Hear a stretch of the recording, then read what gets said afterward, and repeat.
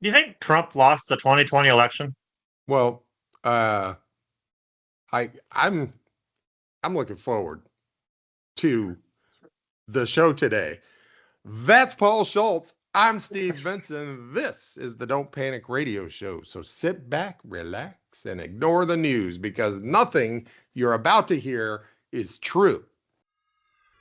In the beginning, the universe was created. This has made a lot of people very angry and been widely regarded as a bad move.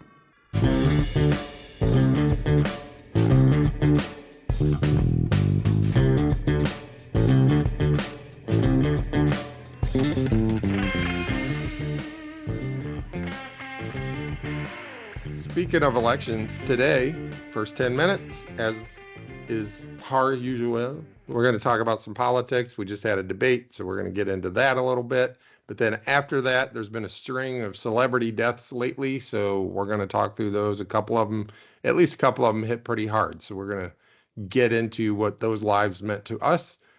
Consider it a celebration of life today. Yes. Yes. But before we get into all that, if you like our channel, you like our videos, uh, don't forget to do all the YouTube things down below. Like, comment, subscribe. Uh, Hit that bell notification so you don't miss a single video. And also check out our blogs. I've got them listed down below. So the VP debate was last night as we record this. Mm-hmm. Mm-hmm. JD Vance and Tim Walz, America's Dad. And, Yep. VP debates don't really normally matter, but nothing's been normal lately. So who knows? Yeah. Maybe this That's one the new normal. will make a difference. They usually don't make any difference. Yeah. But we'll see. I doubt this one will because my flash reaction is nobody really won. There were no like knock it out of the park moments. Maybe a couple that I'll get into here and we can talk about. But generally, to me, it was just kind of normal. yeah, which you might make the argument, and some have that benefits Vance because coming into this, like he was just everybody. He's been defined as a crackpot, and he is a crackpot. He is whatever. Yeah, he's just awkward and weird. Like just to take what's his name's to take Tim Walz's thing. So he came into this needing to seem put together, normal, like reasonable, and that's what he did. Yeah. So the Onion's take was Peter Thiel was there behind. If you don't know who Peter Thiel is, he's just this right-wing white supremacist, really one of the people pulling the levers behind the scenes. But anyway, I like how you have to add white supremacists to right wing. Like, just say right wing. We all know what that means. You had us at right wing. But they have him behind there, like with a little screwdriver, and it says, Peter Thiel trying to fix JD Vance's glitch during one of the commercial breaks. Because really, all JD Vance is just a robotic, like he just does whatever he needs to do because he has no convictions of his own, right? No, he writes he's the perfect novel, spineless VP for Trump. He just says, does, acts however he needs to act to get whatever he's trying to get, which was when he wanted money was venture capital. It was hedge funds, right? That's what when he wanted money, he just be smart guy, right? Super smart. Went to Yale and became a hedge fund dude, made a ton of money. So he was what he needed to be for that. Wanted to write a book and be famous. And so he did that. He wrote a book, and who knows how much of the book is true, right? And then when it looked like you could make a name for yourself by being anti-Trump, he was anti-Trump. Like he was one of the never Trumpers, right? And then as soon as it was obvious that Trump is the kingmaker, he became pro-Trump. And so now I just go, if I had been Walz, I think Walz missed an opportunity here. I would have just been like, hey, all of this, like you agree with me and stuff, and we can find solutions together and all this stuff. That all sounds great. That's not who you are. I don't know who you actually are and I would have rattled off the things I just rattled off. And I would have said, but It's not this guy. I'm sure it's not this guy. So you guys, you want him in the White House, a heartbeat away from being president, and you have no idea who this guy is. He's 40 years old, and we don't know none of the background. He himself has said, "Oh, I shouldn't have said that. I shouldn't have said that. I don't feel that way anymore." Who is this guy? I have no idea. If he were the guy he is tonight, we could work with that, right? A return to normalcy. But that would have been my take. But then Other than that, you don't have an opinion. nobody's picked me. As, well, it started off, Walz seemed nervous to me in his first answer, and so did Vance. They both seemed like a little like nervous, but then it didn't take long. Walz kind of got his footing. By the time I tuned in, they were warmed up. So one of the funniest moments to me, there are a few funny moments, but one of them was when the moderators fact checked Vance saying all these illegal migrants and talking about like Springfield, there's a Springfield everywhere. One of the Springfields, Simpsons, the Ohio one. That's why the Simpsons are in Springfield. And he's like going on about illegal immigrants, and the moderators were just like, just so we're clear, they're here legally. These Haitian immigrants are there legally. And he goes, well, if you there's this app called a HLD LMNOP, and you can do this, and then you can apply for that, and then that's how you get your legal status. And the moderator just goes, okay, thank you for explaining the legal process for people to be legal immigrants. Yes. And then he just starts going, oh, well, you're going to fact check me. I'm going to blah, blah, blah. And they turned his mic off. Yep. Wait. I can't say what I want and get away with it. Wait. Oh, yeah. Oh, yeah. How dare you fact check me? They're asking the other moment was when they ask him, it's sort of like the Trump, they're eating babies, only from a more sophisticated point of view. But they asked him like about the anti-democratic stuff that Trump has done, like January 6th, and where they tried to literally overthrow the results of the election. Yes. On January 6th, 2021. Like that's like, you can't get much more literal than trying to overthrow an election when it comes to anti-democratic stuff. So he's like, no. The real problem is when they try to not let you say things that aren't true.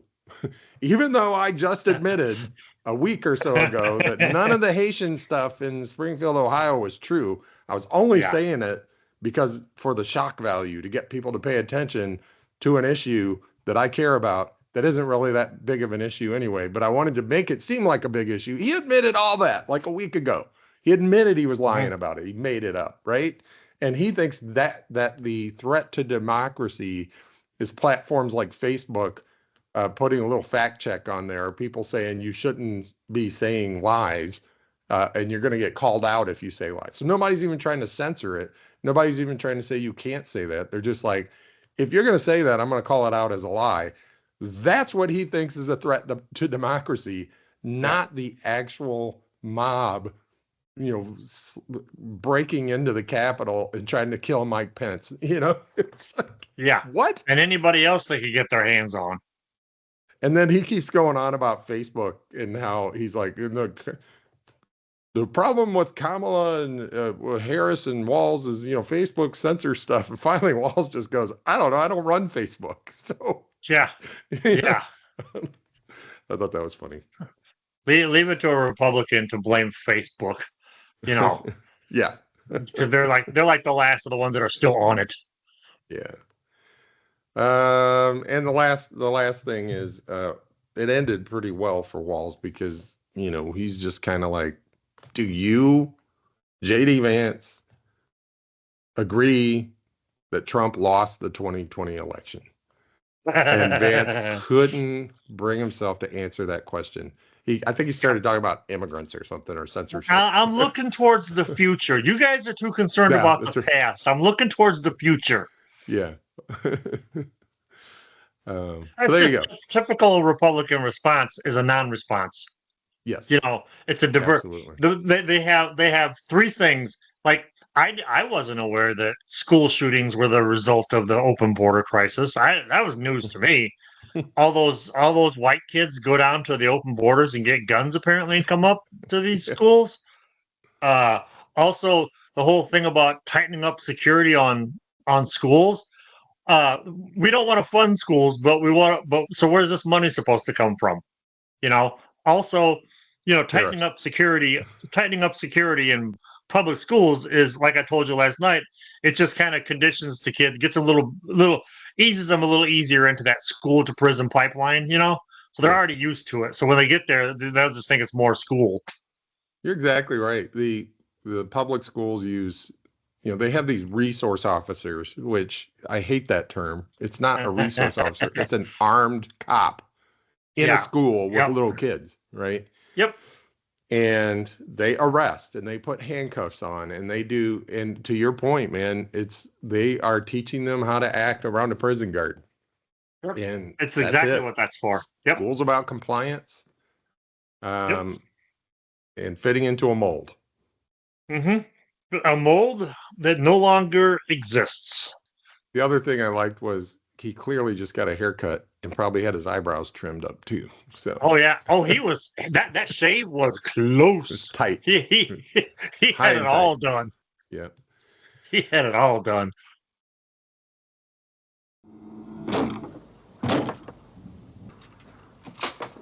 Yes? Is it about the hedge? Hey man, I know you haven't really been paying much attention to the news lately. You got a lot going on, and that's good to have stuff going on. Some of it's good, some of it's not so good. But anyway, I wanted to catch you up on a few Good things on both sides. good thing is it's good things on both sides. Wait, that 10 minutes is over. We've moved on. That's right. The thing is, man, the old saying that celebrity deaths come in threes. Yes. So I think it started with Maggie Smith, she was in a lot of stuff. She's been in a lot of stuff. She's like, give me an old lady. Judi Dench? No, the other one. Yeah, Maggie Smith. Maggie Smith? Yeah, Maggie Smith. She has to be a little more likable. Okay. Okay. And she was in, what was the name of that? Oh, what's that show everybody watched? And there was a Christmas special. It was Downton Abbey. She was in Downton Abbey. She was the old lady, like the matriarch or whatever. And she was also, by the way, in 1985's, 1980, it was the second half of the 1980s, A Room with a View, based on the novel of the same name by E.M. Forster, which awesome novel. I've read it recently. Isn't that the one you just read that one? Yeah. Yeah, I read it because I was like, I need to read some refined thing. And as everyone knows, if you are looking for something refined from a bygone era, you check with the Finer Things Club. And the Finer Things Club happened to be reading A Room with a View by Ian Forster. And the reason I knew that is Andy Bernard, who wanted to join the Finer Things Club, had a copy of it and was reading it. Finer Things Club, he was like, it's the most exclusive club in the office. So naturally, I have to be in it. The party planning committee was his backup and Kevin's band was his safety. But when they're like, what are you doing in here, Andy? You're not part of the Finer Things Club. He's like, I'm just reading my favorite E.M. Forster novel. I'm like, it's Andy's favorite. I'm going to read it. It turns out it's my favorite. I tried to read A Passage to India, but I couldn't. How did I get on this topic? Oh yeah, Maggie Smith. She was in the movie. Maggie Smith. Then this one hit hard. Chris Christopherson died. Yeah. Let's hard's one thing. Man, I was busted. I was sitting in the living room, playing music, and Amy looks over at me. She's like, "Are you okay?" And I'm like, did somebody die? No. Well, she knew, but I'm just like, no, I'm not okay. This one's gonna take a minute. Yeah. Yeah, I mean, he wrote. I spent a large part of my 20s finding out Chris Christopherson basically wrote everything. Yeah, pretty much. If it was a song you liked, the Mhm. man was what to me, he's an American original. He is I would say one of a kind, but he's one of three kind. He is one of the greatest songwriters you never knew wrote that song. Yeah. I put him up there. For me, there were three. There's three of them. There's Chris Christopherson, Leonard Cohen, and Bob Dylan in no particular order. Now we only have the one. We only have the one. They are just they're head and shoulders above everybody else.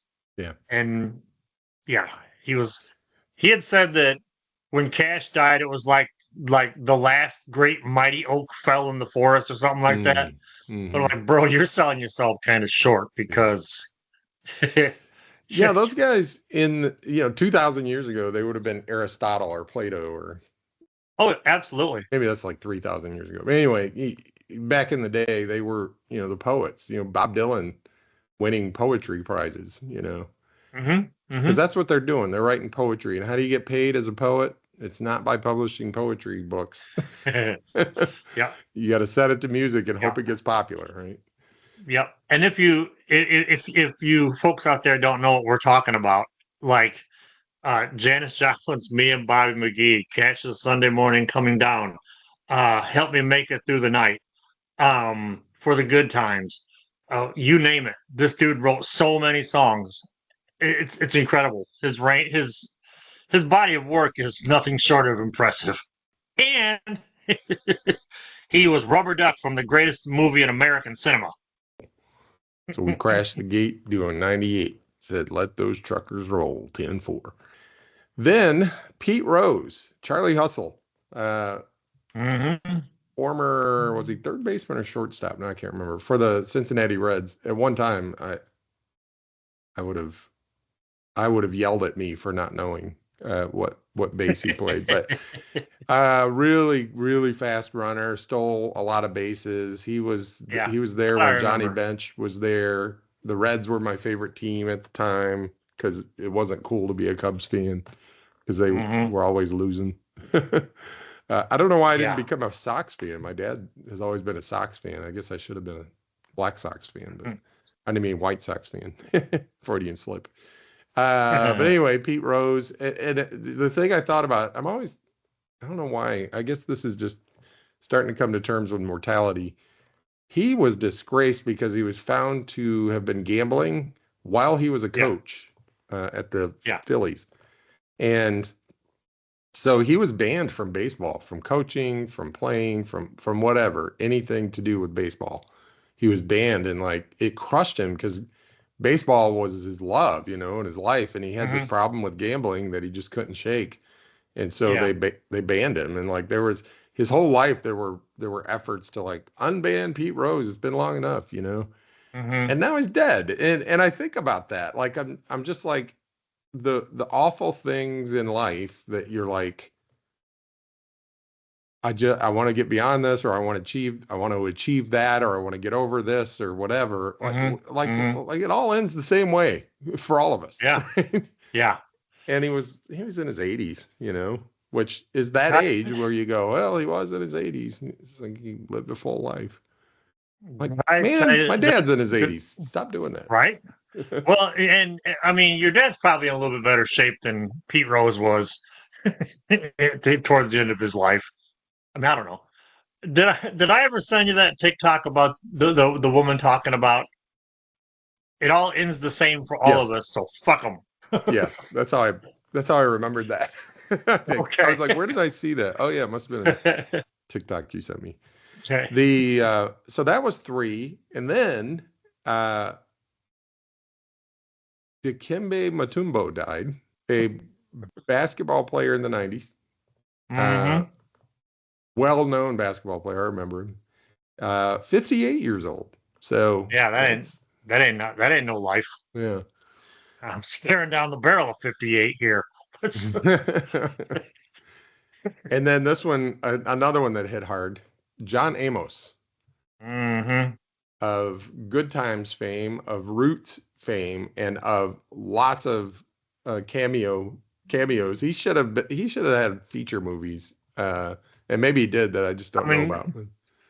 Coming to America, Die Hard 2, just off the top of my head, John Amos, national treasure. One of those very recognizable guys. Like you just see him and Yes. you know. So that's probably why he's got these character spots instead of instead of being the feature guy, like the lead guy. Well, and his death, the death of his character in Good Times, had such an impact that people really thought he was dead. Yes, for like years, two decades. People thought he was dead. Yeah, and he's out there mowing his lawn. People driving by. Wait, what? Wait, what? I heard you died. I got better. Yeah, that was an interesting deal. Him dying, because I had read that they started the show. It was groundbreaking. This Good Times show. Yes. Yeah. You know, to have both parents, both African American parents, raising their kids in the projects, and it was really authentic to the, you know, to what it was like to be a Black family in the projects, and but they have white writers that John Amos argued with a lot, because they would try to write something and he'd be like, that would never happen in a Black family. That is just not how it would be. And they would argue with him, and he's like, can you maybe listen to the Black man? I don't know. Listen to somebody who knows. And I'm sure the white writers were like, yeah, but we got to sell this. I mean, we're not going to have a hit show if it's only for Black people. So we got to make it accessible to white people. And it's like, well, it's a ratings game. The ratings probably weren't as good as they wanted them to be. So they knew if they had Black folks acting the way white people think Black folks acted, or wanted to see Black folks act, the ratings would go up. And that was, you know, the crux of the biscuit for them. Yeah, that biscuit crux will get you every time. You mean biscuit like the British biscuit, or you mean like a good Bob Evans biscuit? I don't even know. What kind of biscuits have the best crux? So then JJ becomes like this caricature, right? Yeah. Getting the door. Man. And my white family used to laugh our asses off at JJ, you know? Yeah. Yeah. And so they finally, you know, I read that John Amos was kind of like, my character being killed off, me getting written off the show, probably the best thing that happened for the show and for me, because the show became wildly popular. I became way less stressed. I got the Roots gig, you know. Yeah. Yeah. So, the Florida man, she took it pretty hard. Yeah, I told you. Well, yeah, and it's like I told you, because of the dirty deal they did to him, her reaction, her character's reaction was like the entire cast's reaction, and she just sold it, you know. And I honestly think her performance, because through that episode, she's trying to be all cool and collected, you know, because you, as the parent, you have to hold your shit together. Yeah. And then when she got alone, she came unglued. And it was so real that we bought it. Oh yeah. I think her performance helped sell us thinking John Amos actually passed away. Died, didn't he die of in a car accident in Arkansas or something? Yeah, and at that age, I hadn't really been exposed to very much death, like family death or anything yet. So that kind of hit me. Like I was like, oh man, I'm imagining this car accident and the father dying and all that stuff. Yeah. And that's all I can think of. So that's 5. So waiting to hear who the other one's going to be. I haven't seen anything. Been checking the news. You don't even have to. That shit'll just pop out of nowhere. Yeah, it's true. It's like back in the day on Facebook, I would go through and post like celebrity birthdays. And one year, I had posted a picture of Lewis Black, Yeah. and Superfan James came at me and on a private message. He's like, "You can't do that. You can't post people. You can't post Lewis Black." Because immediately I thought he died, but no, it was his birthday. Oh. You got to give us a warning. Oh, I did get a little scared too when I saw that Jimmy Carter was in the news. I was like, oh no, is his Yeah. 100th birthday yesterday, I guess. Yeah. So- Is it early voting wherever the hell he lives? Because let's get this done. Come on. Let's get him, let's get a ballot in his hand filled out, ready to submit Yep. as soon as possible. We want his vote. Yeah. Yeah. At 100. I mean, yeah.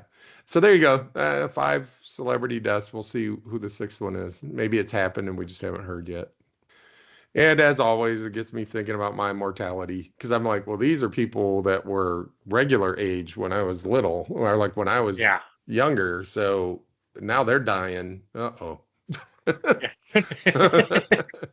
Let's see. I quit smoking, so that's good. I exercise regularly. Yeah, okay. I've been doing that. Got my 10,000 steps in yesterday. I wasn't an adult in the 70s, so that helps. That helps for sure. Damn! Well, anyway, I'm not going to say all their names, but mainly for Chris Christopherson and John Amos, and for Paul Schultz, I'm Steve Vinson. This has been the Don't Panic Radio Show, and nothing you just heard was true.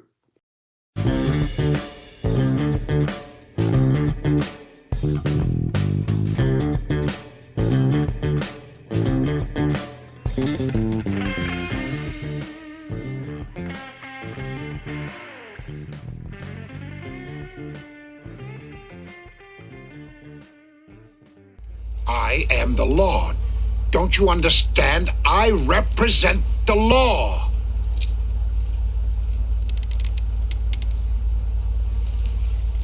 Well, piss on you and piss on your law.